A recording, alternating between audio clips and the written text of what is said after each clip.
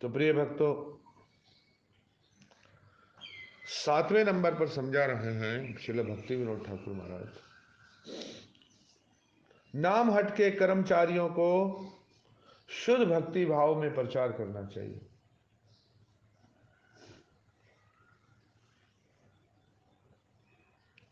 किसी को ज्ञान और कर्म या दिखावटी त्याग और अन्य विधियों के बारे में प्रचार नहीं करना चाहिए। दिव्य कृपा के भाव में सबको आदर देते हुए ऊपर बताए कर्मचारियों के अलावा बाजार में अन्य पवित्र इच्छुक होते हैं, जैसे भाट, फकीर, बोल और अन्य ऐसे व्यक्तियों को कर्म फल हेतु अपने कार्य करने का अधिकार है और नाम हट के से संग पाकर भी वे लाभान्वित होते हैं, लेकिन शुद्ध स्तर पर आने के लिए उनमें जो कमी है इसके लिए नित्यानंद प्रभु जिम्मेदार नहीं।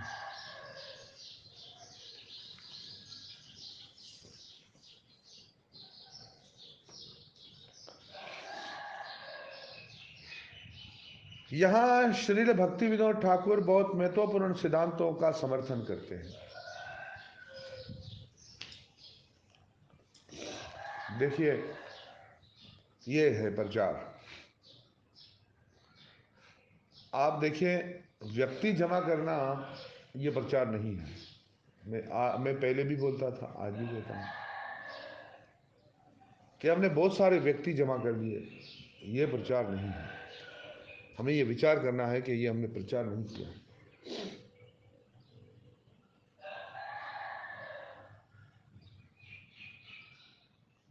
पर उनमें ये शिक्षाएं डालना ही प्रचार है।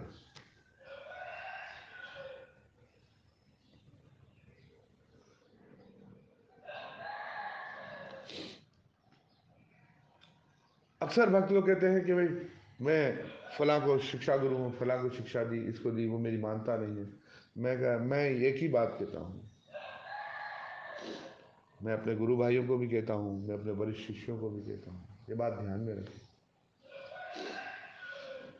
कि जब आप किसी को शिक्षित कर देंगे ना, तब तो वो इधर उधर जा ही नहीं सकता है।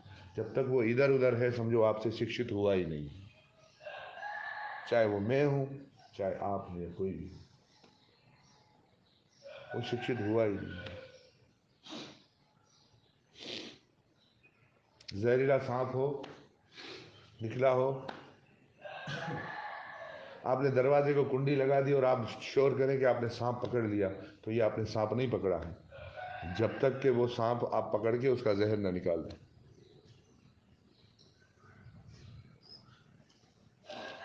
तो जब आपने उसे पकड़ लिया, उसका जहर निकाल दिया, तो फिर वो किसी को डस नहीं सकता। जो गड़बड़ी कर रहा है वो शिक्षित हुआ ही नहीं है, तो फिर हम उसको शिक्षा का दावा कैसे कर सकते हैं? इसलिए इस मिथ्या अहंकार से हमें बचना चाहिए कि हमने इसको शिक्षित किया, हमने इतना। जो शिक्षित हो जाएगा, हम गलत है तो हमको छोड़ देगा, और शिक्षित हो जाएगा और हम सही है तो कभी हमको छोड़ेगा ही नहीं। अगर शिक्षित हो जाएगा और हम सही है उसने छोड़ दिया, तो शिक्षित हुआ ही नहीं है।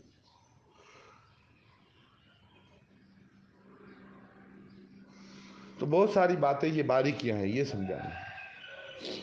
किसी ने बात छोड़ दिया और वो भक्त हो गया, ऐसा नहीं है। किसी ने 16 माला शुरू कर ली, वो भक्त हो गया, ऐसा नहीं है। वो इन शिक्षाओं को जब समझेगा तो भक्त होगा। हाँ, उसको भक्त मानना ये हमारा काम है। जिसने भी एक बार कृष्ण नाम लिया उसको वैष्णव समझना, ये हमारा काम है। परंतु अगर जिस बात की हम कसौटी करते हैं, तो उस पर तो ये बहुत गहराई से विचार करना पड़ेगा। बारीकियां इन चीज़ों की है, हमें अपने लिए इन चीज़ों को सोचना है, दूसरों के लिए नहीं, कि हम इन शिक्षाओं पर कैसे उतारू होंगे, किस प्रकार से शिक्षा हमारे जीवन में उतरेगी।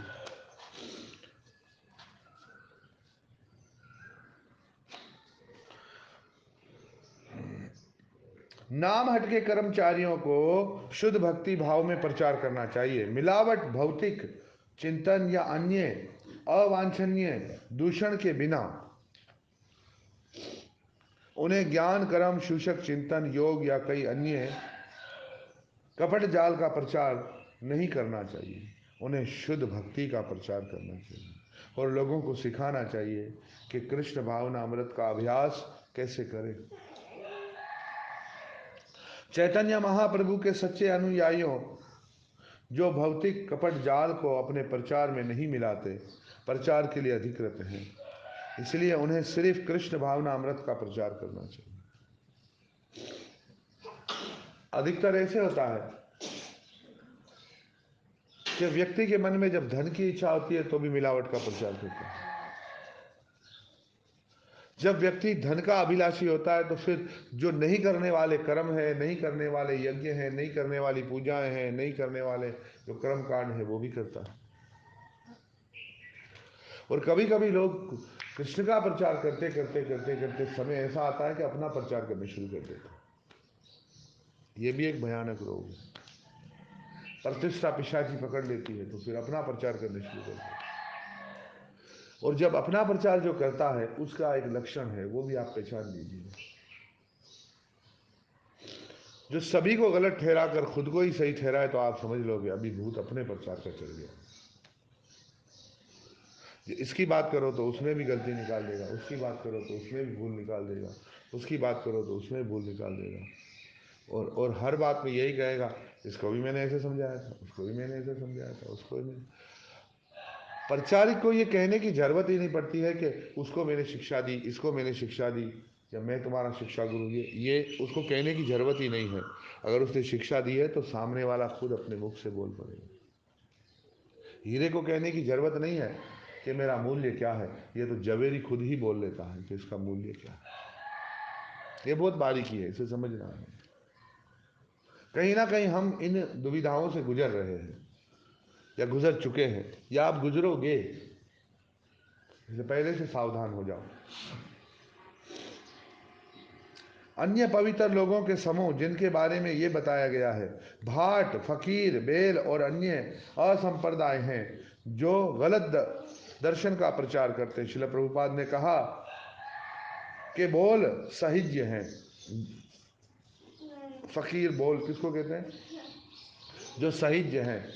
साहिज्य लोग उनको कहते हैं जो आसानी से काम हो जाए उसको तो अपना लेते हैं, पर जिसमें थोड़ी कठिनाई हो उसको इसका बहाना उसका बहाना देके टाल मटोल करके पीछे कर देते हैं, उसको साहिज्य कहते हैं।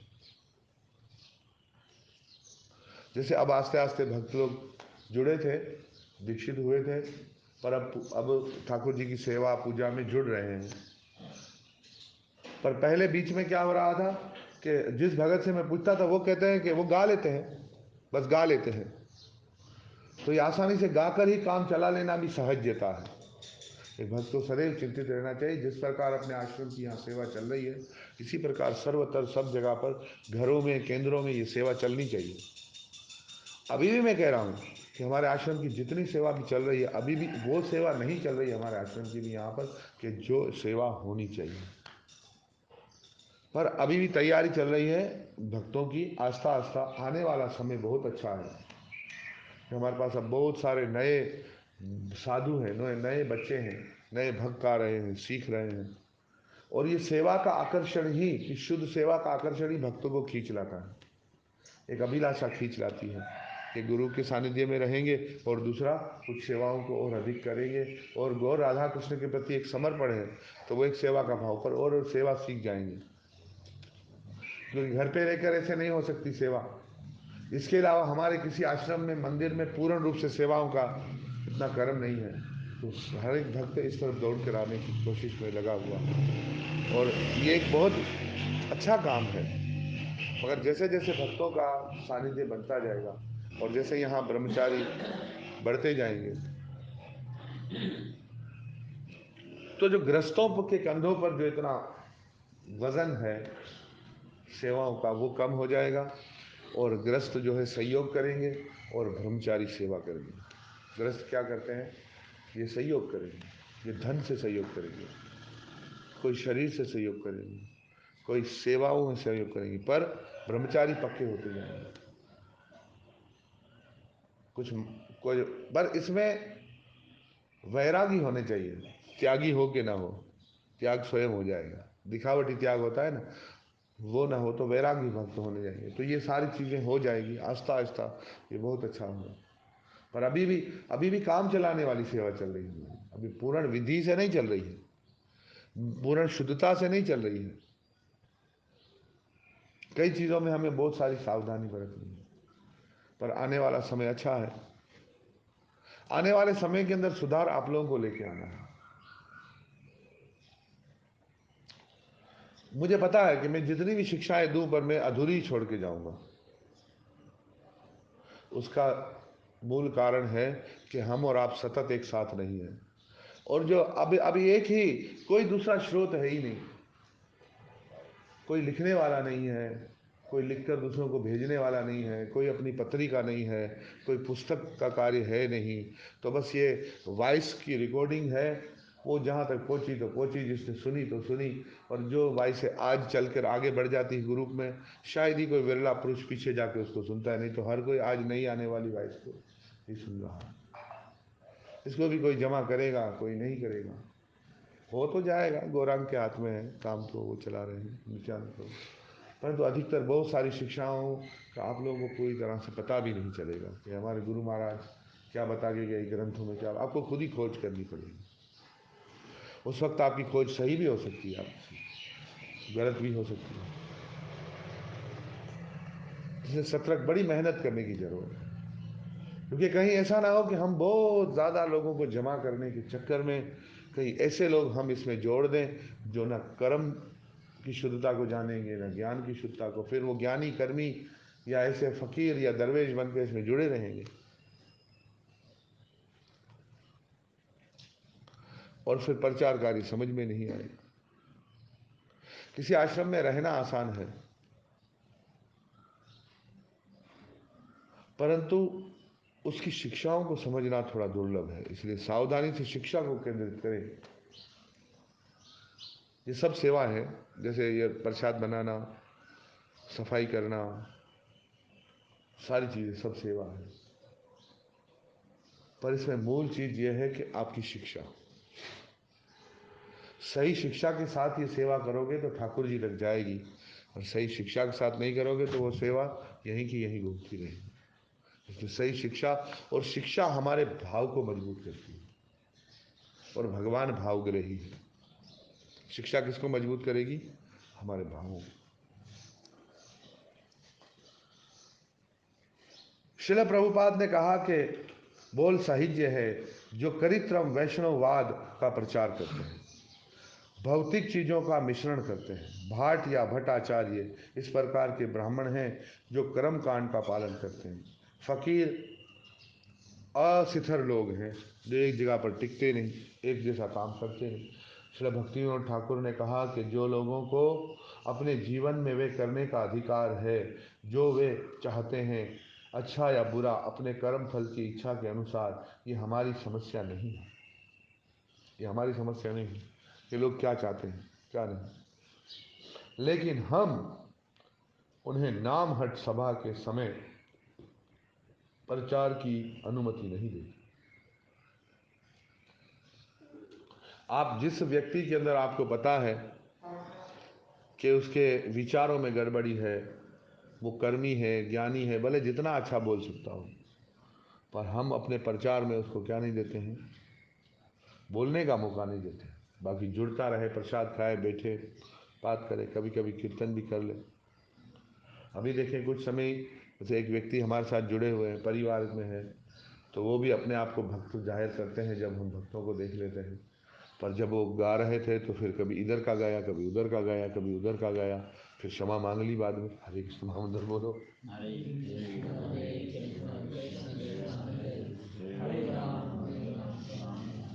एक आप लोग के दीक्षित गुरु भाई बहुत समय आ रहा है दीक्षित रहे पर शिक्षित नहीं हुए, और जब हम उन्हें उनको वहाँ पर गाने के लिए मौका दिया था, कहाँ पर, चूड़ियों में, तो हमें तो विचार ही नहीं था कि ये क्या गाएगा। हम तो सोचे कि महामंत्र गाएंगे, तो उन्होंने तो कुछ और ही गाया। सारे भक्त आश्चर्यचकित हुए, मुझे तो आश्चर्य नहीं था क्योंकि उनकी शिक्षाओं की कमी है। तो ये सारी चीज़ें होती है, फिर कुछ और चीज़ें बाहर निकल आती हैं, तो भीतर जो दूसरी चीज़ें पड़ी है उसका साफ करना हम ये प्रचार है। लेकिन हम उन्हें नामहट सभा के प्रचार की अनुमति नहीं देते। हम उन्हें असंप्रदाय या गौर कृष्ण भावना अमृत विचारों को फैलाने के लिए कृष्ण भावना अमृत समूह को एक मंच की तरह इस्तेमाल नहीं करने देते, लेकिन इन पवित्र इच्छुकों को नामहट से जुड़कर लाभ लेने की अनुमति है। हमारे साथ जुड़ सकते हैं, चल सकते हैं, पर जब तक उनके भावों को हम परख ना लें तब तक हम उन्हें जोड़ नहीं सकते हैं, प्रचार उसके हाथ में नहीं दे सकते हैं। भक्ति विनोद ठाकुर इतने खुले विचारों के हैं, लेकिन वे एक सीमा रेखा स्थापित करते हैं। सिर्फ नाम हट के कर्मचारी प्रचार कर सकते हैं और वैष्णव सिद्धांत के अनुसार, और जो वैष्णव सिद्धांत के अनुसार प्रचार करते हैं, हकीकत में बड़ी बड़ी सभाओं में उन्हें ही प्रचार करने का अवसर मिलना चाहिए। अब देखा जाए तो जो प्रचार कर रहा है उसे लगेगा मैं वैष्णव सिद्धांत के अनुसार ही प्रचार कर रहा हूं, पर उसके ऊपर सारग्रही कोई भक्त हो तो वो समझ सकते हैं कि भाई ये वैष्णव सिद्धांत के अनुसार प्रचार कर रहे थे या वैष्णव सिद्धांत के विरुद्ध प्रचार कर रहे थे।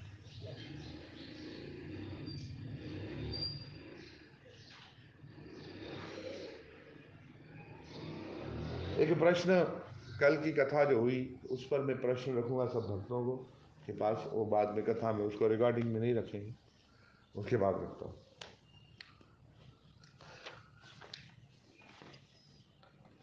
अन्य हमारा संग कर सकते हैं, लेकिन उन्हें हमारे मंच पर प्रचार की अनुमति नहीं। हमारे मंच के बाहर वे जो भी करें या उनकी निजी जिम्मेदारी है, हालांकि वे हमारा संग ले सकते हैं।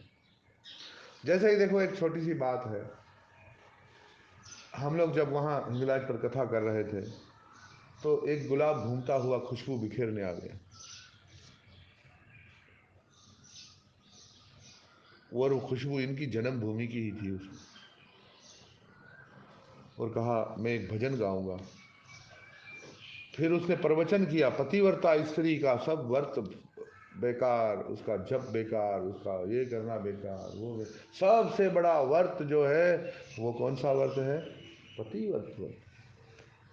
हो गया ना कृष्ण भावनामृत के सिद्धांत से बाहर की बात। क्या हो गया? तो ऐसे हमें पहले ही मतलब परखना है। अभी हमारा तो कार्य हो चुका था, फिर उसके बाद ही हमने उनको, तो क्योंकि वो तो मंच अपना नहीं था इतना, तो वहाँ पे इतना ज़्यादा सख्ती से प्रतिबंध नहीं लगा सकते, परंतु ऐसे जांचे बगैर किसी को भी प्रचार करने के लिए मौका देते हैं तो कभी कभी हम खुद ही फंस जाते हैं। ओ हो, क्या हो गया भाई,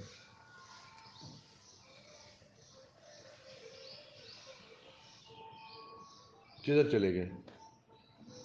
तो ये सावधान रहना चाहिए हमें, और ये समझना चाहिए। वो नए लोग तो समझते ही नहीं, जो नए उनको तो क्या पता कि कौन सिद्धांत के हिसाब से कर रहा है, कौन, उनको अंदर है कुछ अच्छा कर सकता है तो बस करता रहे।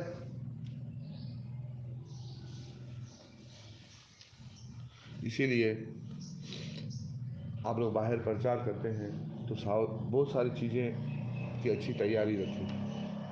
जहाँ तैयारी नहीं है, अकेला भक्त गया है वहाँ तो वहाँ तो खड़े होकर बोल दिया, जैसे बैठ के बोल दिया, पर जैसे जाते हैं आप थोड़ा सावधान रहें, जो साथ में भग जाते हैं उनको, क्योंकि जो साधु होते हैं तो भाव में तो होते हैं, सही है, उनका तो यही होता है कि ये इतना सारा जन समुदाय आया है, चलो हरि नाम दे दें, पर साथ में वालों को तो ध्यान रखना चाहिए कि नीचे हॉटस्पॉट है, तो आराम से हॉटस्पॉट हटा लें। सोशल मीडिया पे जा रहे हैं, फोटो रख रहे हैं, चलो हॉटस्पॉट था तो फोटो तो ना रखे, हारमोनियम रखा है तो अब जरूर कोशिश करें हारमोनियम हटा दें। प्रचार में हमें अधिक हारमोनियम प्रसाद, ताकि पीछे जो हारमोनियम के पीछे आप गाओ तो कोई बजा सके। अब गाओ, हारमोनियम अपने पास है, बजेगी नहीं तो दूसरा देखे यार बजाना, हारमोनियम तो पकड़ लिया, बजाता तो नहीं। तो बहुत सारी चीज़ों में हमें व्यवस्था को भी सावधान होना है, और ये प्रचारिक को नहीं, प्रचारिक के साथ जो जा रहे हैं उन्हें खाली भोजन पर ध्यान नहीं रखना है, थोड़ा सा इस वातावरण पे भी ध्यान रखना है। मैं ये छोटी छोटी चीजें कहकर क्यों करवा रहा हूं कि सब भक्त सीख जाएं। और व्यवस्था अच्छी होनी चाहिए। प्रचार रिक जो है वो भले उच्च कोटि का नहीं है, पर जिस ग्रंथ पे प्रचार कर रहे हैं वो तो उच्च कोटि का है,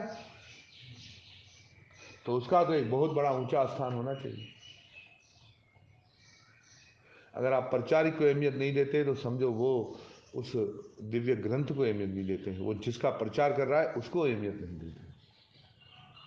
इसलिए उच्च व्यवस्था होनी चाहिए। अभी कोई आ जाए ठीक है, ये लाऊं वो लाऊं वो लाऊं वो लाऊं, ये तो पहले ही हो जाना चाहिए ना भाई। 2-3 भक्तों को पहले ही जाके व्यवस्था करनी चाहिए। कहीं अगर अच्छे से प्रचार करना है तो उस भक्तों को सतर्क होना चाहिए। पहले जब अकेला व्यक्ति था ना, जब मैं अकेला था, रमाई अकेले थे या दूसरे भक्त अकेले थे, तो जैसे चल गया। लेकिन अब जो है इतने सारे भक्त, कितने सारे भक्त हैं, और फोटो हर किसी, और जो फोटो खींचने वाला है ना उसका भी पता कब चलता है कि भाई वो अभी, वो जो है कि यश का लोभी है। जब उसको आप कैमरा जानबूझ के उसको किसी एक को दे दो और फोटो खींचे और सब ज्यादा उसके अपने ही फोटो हो, तो समझ जाओ कि उसको अपनी पब्लिसिटी करनी। अनजाने में एक काम होता है, एक को भूत होता है। फिर रखेगा बहुत सारे को खींचने के बाद रखेगा ही वो जिस फोटो में वो खुद होगा, दूसरे रखेगा भी नहीं। और उसको भक्ति का प्रचार करना होगा तो जिस भक्त का भी जो भाव होगा, जैसा भी होगा, वो सबका रखते जाएगा, सबका प्रदर्शन करते जाएगा, सबको लेकर चलेगा।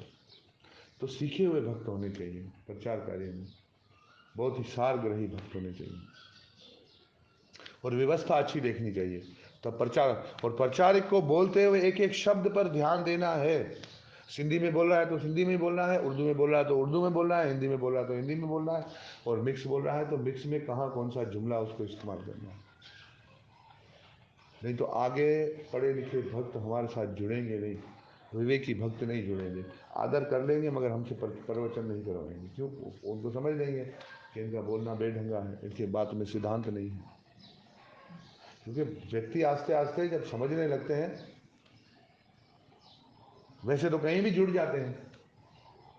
जब हम छोटे थे तो हमें तो हर भगवा कपड़ा पहना हुआ आदमी साधु ही लगता था, जिसके जटाएं होती थी, जिसकी दाढ़ी बड़ी हुई हो, सब बाबा ही लगते थे। और जैसे छोटा बच्चा होता है तो हर दाढ़ी वाले को देख के डर डर, अल्लाह बाबा आ गया, अल्लाह बाबा आ गया, डराते हैं ना घर वाले उसको, हे चुप करो रो नहीं, अल्लाह बाबा आएगा। तो जो भी दाढ़ी वाला दिखे तो अल्लाह बाबा लगता है। ऐसे तो नए नए हो तो हमें सारे ही साधु लगते हैं, पर आस्ते आस्ते जब शिक्षित हो जाएंगे, ये सब चीज़ों पर हमें बहुत गहराई से सोचना, सावधानी से सोचना। एक एक जुमला जो है वो आप बोले एक बार और विचार उसका 100 बार अंदर होना चाहिए, 1000 बार उसका चिंतन होना चाहिए कि मेरे एक जुमले के पीछे। आपको पता है प्रभुपाद जी के मुख से निकले हुए कई ऐसे जुमले हैं जिनको लेकर आज भी झगड़े हो रहे हैं, जिनको लेकर आज भी झगड़े हो रहे हैं। आज भी वो कह रहे हैं कि नहीं, जैसा प्रभुपाद जी ने कहा ऐसा ही, और कुछ भक्त लोग समझाते हैं कि वो प्रभुपाद ऐसा कहना चाहते थे, जुमला ऐसे निकल गया था, दूसरे इस बात को मानने को तैयार नहीं। दूसरे इस बात को मानने को तैयार नहीं। कभी ऐसी बहुत सारी चीजें हो जाती है। गुरु महाराज शिला भक्तिपाद जी ने कुछ बातें किसी वजह से कही और कुछ लोगों ने किस तौर पर ले लिया। जैसे शिला भक्तिपाद जी कहते थे कि भाई जैसा प्रभुपाद जी ने कहा ऐसा होना चाहिए, तो प्रभुपाद जी के समय में संसार दावानल चलता था। पर वो शिला भक्तिपाद जी ये नहीं कहना चाहते कि प्रभुपाद जी के समय संसार दावानल होना चाहिए तो संसार दावानल होना चाहिए, विभावरी शेष नहीं होना चाहिए। और बहुत सारे भक्तों ने आज ऐसे ले लिया कि भाई गुरु महाराज ये कहना चाहते हैं कि भाई संसार दावानल, संसार विभावरी शेष क्यों लिया। लेकिन इसके बारे में क्यों कहेंगे गुरु महाराज? क्योंकि उनको पता नहीं है कि भक्ति विनोद ठाकुर महाराज ने मंगल आरती कौन सी दी है। क्या वो आचार्य को छोड़ के प्रचार, वो दूसरी चीज़ें जो ऐड हो जाती है, जो नई चीज़ें ऐड हो जाती है, जो दिखावटी चीज़ें जो ऐड हो जाती है, उसके बारे में कहते हैं, उसके बारे में समझाते हैं। तो कई ऐसी चीजें जिसमें हमें बहुत सावधान होना चाहिए। देखिए, स्पष्ट कहे, जब शंकरसेन प्रभु ने प्रचार किया, सभी भक्तों को लगा कि नहीं लगा? हाँ, ये प्रचार कथा करने के लिए दिया था। ये अभी तक इनको बहुत सारी कमियां हैं। इसी प्रकार से जब गोविंद प्रचार कर रहा था कल गोपाल, तो लगा कि नहीं लगा, इसे पहला ही जुमला बोला, पहले ही जुमले में सबकी हंसी छूट गई। तुमसे शुरू किया पहला जुमला, बोलो हाँ कि ना, इसे बोला तो सब देख रहे थे। तो ऐसे ही जब हम दूसरे भक्तों को नोट करते हैं, ऐसे ही दूसरे भक्त हमें भी नोट करते हैं, हमारे हर एक शब्द को नोट करते हैं। अब इसने कहा तो इसको कोई नहीं कहेगा, मैं पहली बार प्रचार कर रहा था, और लोग कितने समय से प्रचार कर रहे हैं, कितने बड़े बड़े मंच पे प्रचार कर रहे हैं। अगर उससे ऐसी भूल होगी तो लोग बोलेंगे इतने समय से प्रचार कर, अभी तक ये नहीं समझे कि यहाँ कौन सा जुमला बोलना है और कौन सा नहीं बोलना है।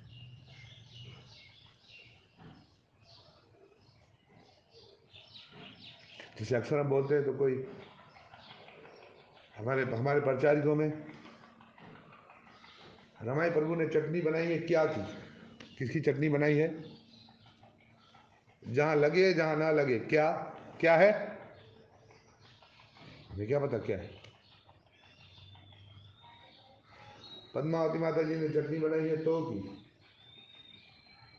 और हिलानी ने मतलब कोई बेमतलब कर दिया है। मतलब मतलब मतलब मतलब मतलब, ये थोड़ा ये चीज़ों पर सावधान होना है हमें,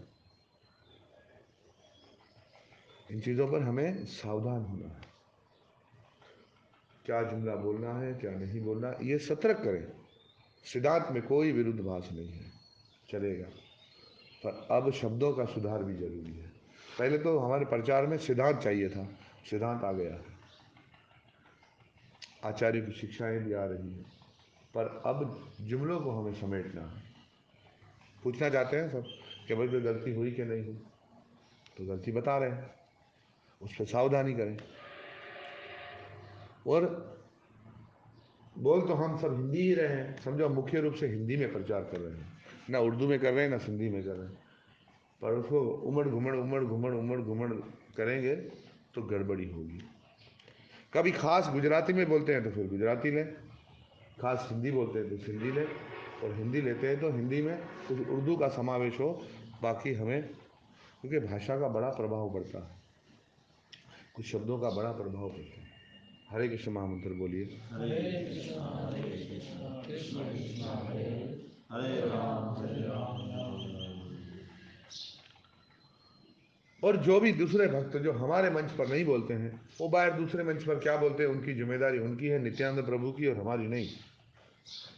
वो क्या गा रहे हैं क्या बोल रहे हैं, पर हम अपने मंच पे उनको कृष्ण भावना भावित प्रचारित के रूप में अगर प्रदर्शित करेंगे तो फिर वो सारी उनकी गलतियों के जिम्मेदार हम हो जाएंगे। इसलिए हम उन्हें वो मंच नहीं देंगे जो अश्रद्धालु है, जो सिद्धांत को नहीं जानते हैं। कोई वरिष्ठ भक्त ने कभी कुछ उसको जोड़ने के लिए दो शब्द बोलने के लिए दिया तो वो एक अलग बात है, पर नहीं जैसे कुछ भक्त लोग होते हैं ना, किसी को भी देखते ओ आओ प्रभु आओ, कथा करो कथा करो कथा करो, पता चले बैठते ही उसे पूरा काम ही उतार दिया, पूरा ही धमाका कर दिया। ऐसा बहुत बार हुआ है हमारे साथ भी। ऐसा ऐसा भक्त भी बिना भक्ति श्रद्धा को देखे करने से भी होता है। एक बार हम गडाप के अंदर सत्संग कर रहे थे, तो हमारे गुरु भाई थे, हमने बहुत प्रसन्नता से हमने कहा भाई इनको ही मौका दें। उनको जब बोलने का मौका दिया तो सबसे पहले उन्होंने हमको गलत करार दिया। उसने कहा मैं आपको बताता हूँ परंपरा कैसे खराब होती है, आप लोगों को याद आ जाएगा परंपरा कैसे खराब होती है। सारे भक्त लोग देख रहे हैं, परंपरा ऐसे खराब होती है कि लोग जो है ना अपने आप गुरु बन जाते हैं, खुद से जब गुरु बन जाते हैं तो परंपरा खराब होती है। उन्होंने तो प्रवचन कर दिया, किसी ने सुना किसी ने ध्यान नहीं दिया, फिर वापस तो मुझे ही बोलना था। मैंने कहा परंपरा ऐसे खराब होती है कि कोई गुरु बन जाता है, पर अगर कोई इंडिया से 25 रुपए की चीज़ लेके आता है और यहाँ 5,500 की बेचता है तब परंपरा नहीं खराब होती है। जब ये नज़र की चीज़ें कर्मकांड की चीज़ें ये सारी बेचते हैं तो परंपरा नहीं खराब होती है। उस दिन के बाद वो बोरा लेकर वहाँ बेचना आना ही बंद हो गया। उसको बड़ा गुस्सा आया, बाहर वो बड़ा आग बबूला हो गया। पर फिर सारे भक्त मुझे कह रहे थे कि भाई बाबू आप हम अच्छा हुआ इसको बोलने का आपने मौका दिया, तो हमें पता चला कि इसके हृदय के अंदर क्या भरा हुआ है। हम तो सोचते थे कि ये तो बड़ा आप लोग का आदर करता है सारे भक्तों का, और ये तो नफरतों से भरा हुआ है, शिकवों से भरा हुआ है, शिकायतों से भरा हुआ है, और खुद वही काम कर रहे हैं, कर्म कांड की सारी चीजें देख रहे हैं। तो कहने का तात्पर्य है कि भक्त हो जाना ही मतलब भक्त के चोले में आ जाना ही, दीक्षित ले लेना ही, ये इस बात को साबित नहीं करना हम अच्छे प्रचारिक हो गए हैं। पहले सीखना है, समझना है। अगर लोग आपको सुनना चाहते हैं इसका मतलब नहीं है कि आप प्रचारिक हो गए हैं, फिर भी सीखना है, फिर भी समझना है, बहुत सावधान होना है। इसलिए हम सिखाने के लिए बहुत बड़ा समूह नहीं, जैसे हमारे घर में कथा हो रही है ऐसे भक्तों को आश्रमों में, घरों में भक्तों को मौका देना चाहिए। वो जब वो बोलेंगे तब हमें पता चलेगा इनका सिद्धांत किस ओर जा रहा है, और उस पर हमें हिचकिचाना नहीं चाहिए, हमें बोलना चाहिए वरिष्ठों के सामने। जब हम बोलेंगे तो फिर क्या होगा, पता चलता जाएगा ना आस्ते आस्ते भाई कि हम किस ओर जा रहे हैं, किस दिशा में जा रहे हैं। इसलिए सामने प्रचार करते हुए भक्तों के सामने तो हमें हिचकिचाना नहीं चाहिए, हमें खुलकर बोलना चाहिए ताकि हमारी जांच हो। अकेले में हम क्या तीर चलाते क्या पता, किस बात का क्या जवाब देते हैं क्या पता। इसलिए पूज्यपाद गुरुदेव नारायण गोस्वामी महाराज क्या करते थे कि अलग अलग विषय देकर के बड़ी सभा के अंदर भक्तों को उस विषय पर बोलने का मौका देते, और आखिरी में जिससे जो भूल होती थी उसे समझाते थे कि आपने इस विषय पर ये बोला, पर इसका शास्त्रों के अनुसार ये है, इसका ये। बड़े बड़े सन्यासी भक्तों को ऐसे अपने साथ रख के सतत तैयार किया उन्होंने, सतत प्रचारिकों को, माताओं को तैयार किया, अलग अलग विषयों पर चर्चा होती थी, और वो भक्त भी उनसे सीखते थे जिनको चैतन्य चरितामृत जुबानी याद, जिनको भागवत जुबानी याद, जो एक विषय पर बात करे वो कहे फलाना नंबर, फलाना ये, फलाना श्लोक, उस श्लोक को दोहराए और फिर बताते थे इस पर व्याख्या करो। जब व्याख्या करते थे तो बताते थे आपने सही व्याख्या की या नहीं व्याख्या सही। ये सारी चीजें करनी है, सीखना है, प्रांगत होना है। हरे कृष्ण महामंत्र बोलिए। हरे कृष्ण कृष्ण कृष्ण हरे हरे राम। उदाहरण के लिए अगर एक चर्च भक्त समुदाय का सदस्य अपराध करता है तो निश्चित रूप से चर्च इसके लिए जिम्मेदार नहीं है। चर्च के दरवाजे हमेशा के लिए सबके लिए खुले हैं, संतों और अपराधियों के लिए एक समान। नाम हट के भी खुले दरवाजे हैं, सभी आमंत्रित हैं। ये आशा है कि जो भी नाम हट का संग लेगा उसका हृदय परिवर्तन होगा और उसके उपरांत वह अच्छे कार्य करेगा।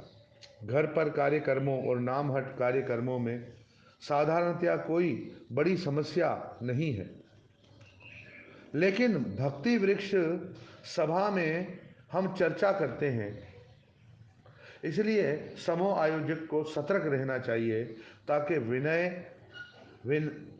विनिमय किसी झूठे दर्शन को प्रस्तुत करने की अनुमति न दे। असंप्रदाय के लोगों को भक्ति वृक्ष सदस्य के रूप में स्वीकार किया जाए या नहीं, ये प्रश्न रह जाता है जब हम सार्वजनिक कार्यक्रम करते हैं। कई लोग आते हैं, ऐसा नहीं है कि उपस्थित लोगों में से हर कोई नाम हट कर्मचारी है। मेहमानों का स्वागत है जब तक वह सकारात्मक रूप से भाग लेते हैं। कुछ सिर्फ देखने के लिए आते हैं, उनके कई सारे विभिन्न व्यक्तिगत विचार हो सकते हैं, लेकिन हम उन्हें आने और संग की अनुमति देते हैं इस आशा के साथ कि वह लाभान्वित होंगे और अंततः कृष्ण भावना अमृत में आएंगे। भक्ति वृक्ष सदस्यता मुख्य तौर पर कृष्ण भावना भावित हेतु प्रयासरत लोगों के लिए है। अगर अन्य लोग शुद्ध स्तर के पालन का चुनाव करते हैं, उन्हें नियमित सदस्य के रूप में स्वीकार किया जा सकता है। ये जरूरी है, अनिवार्य तौर पर दिव्य कृपा का भाव महत्वपूर्ण है। हर एक से विनम्रता पूर्वक विनती करना कि वे पवित्र नाम का जप करें। विनम्रता पूर्वक विनती करना कि भाई कृपा करके क्या करो, क्या करने के लिए विनती करनी है। आप किसी चीज की विनती करेंगे आज? हाँ, आज आप ये नहीं पूछोगे प्रसाद आपने कैसा बनाया? हाँ, मैंने बनाया है तो पूछना तो नहीं। हम दूसरों से विनती कर सकते हैं कि कृपया करके जैसे पवित्र नाम का जप करें। जप करें हरे कृष्ण कृष्ण कृष्ण हरे हरे, हरे राम राम राम। ये दिव्य कृपा का भाव है। हम विनम्रता से सबको विनती करते हैं, पवित्र नाम का जप करो। हम उन्हें विनती करने के अयोग्य हो सकते हैं, लेकिन चूंकि यह भगवान चैतन्य की इच्छा है, इसलिए हम पूछते हैं। इस तरह पवित्र नाम एक व्यक्ति से दूसरे तक फैलता है। मैंने पहले भी अपनी शिक्षाओं में समझाया था कि हम कुछ जुमलों पर भी हमें बहुत सतर्कता रहे। हम विनती करने में असमर्थ समझते हैं अपने आप को, फिर भी ये चैतन्य महाप्रभु का आदेश है तो हम दूसरों को कह सकते हैं हरे कृष्ण। आप के पास माला नहीं है क्या, मतलब माला चाहिए आपको, तो वो कहेगा उसको माला करनी होगी तो हाँ ठीक। फिर कैसे जप करते हैं, कोई ऐसे भक्त हो, मतलब हर एक भक्त हो नहीं, पर देखे उसकी स्थिति परिस्थिति, फिर दूसरों के साथ मिलने के समय अभिवादन भी कैसे करना चाहिए भी हमें सीखना चाहिए। जैसे सभी भक्तों के साथ सामान्य रूप से मिलते हैं तो हरे कृष्ण बोलते हैं, और जब प्रसन्नचित हो जाते हैं तो बोलते हैं हरि बोल, मतलब ये तो खुशी को इजहार करने के लिए हरि बोल। अभिवादन में नहीं, हरि बोल हरि बोल। किसी को इशारा करना हो तो हम लोग हरि बोल बोलते हैं। परंतु भक्तों के सामने मिलते हैं, प्रणाम करते हैं तो वांछा कल्पतरुभ्यश्च होना चाहिए। क्या होना चाहिए? वांछा कल्पतरुभ्यश्च कृपा सिंधुभ्येव पतितनां पावनेभ्यो वैष्णवेभ्यो। अब गुरु महाराज से भी लोग मिलते हैं तो भी हरि बोल बोलते हैं, पर तब उन्हें जय गुरुदेव बोलना चाहिए। गुरु के सामने उठते बैठते उनसे कोई अभिवादन करना हो तो जय गुरुदेव बोलना चाहिए। पहले भी मैंने कई बार अपनी कथाओं में समझाया है कि शिष्यों को ये सीखना चाहिए कि उसे गुरु के सामने गुरु की जयकार करनी चाहिए। तो ये शिक्षाएं काम करेगी बहुत आगे। एक व्यवहारिक आ जाएगा कि आप किसके साथ कैसा अभिवादन करते हैं।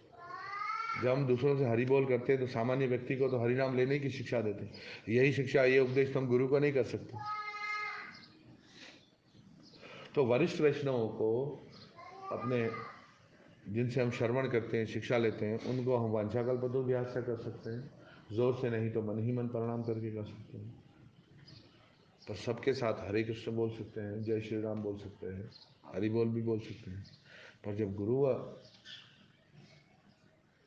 देव को मिलते हैं तो जय गुरुदेव बोलते हैं। और बार बार तो प्रणाम मंत्र भी नहीं बोल सकते ऊंची आवाज में, दूसरे सबको डिस्टर्ब करते हैं। तो जब बोलना हो तो जब